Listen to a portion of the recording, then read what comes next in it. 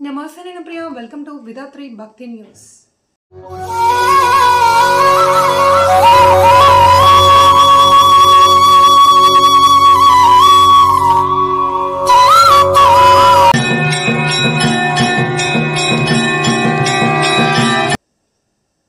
కాకినాడ జిల్లా కాకినాడ స్థానిక గాంధీనగర్ శ్రీ వెంకటేశ్వర స్వామి ఆలయానికి దాత డాక్టర్ మారెల్ల మల్లప్పరాజు రామారావుపేట నాగేశ్వరరావు వీధి కాకినాడ వాస్తవ్యులు బ్యాంక్ చెక్ రూపంలో అక్షరాల ₹1,00,000 స్వామివారికి విరాళంగా ఇచ్చారు అని ఆలయ చైర్మన్ వాసిరెడ్డి సత్యకుమార్ తెలిపారు.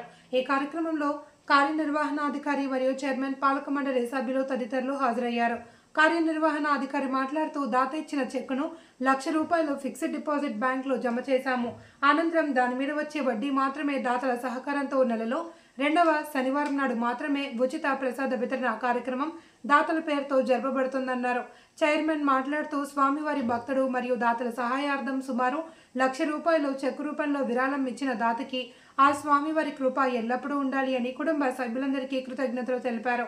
గాంధీనగర్ శ్రీ వెంకటేశ్వర స్వామి ఆలయానికి దాత డాక్టర్ మారెల్ల మల్లప్ప రాజు రామారావుపేట నాగేశ్వరరావు వీధి కాకినాడ వారు అక్షరాల ₹1,00,000 స్వామివారికి విరాళంగా ఇచ్చారు.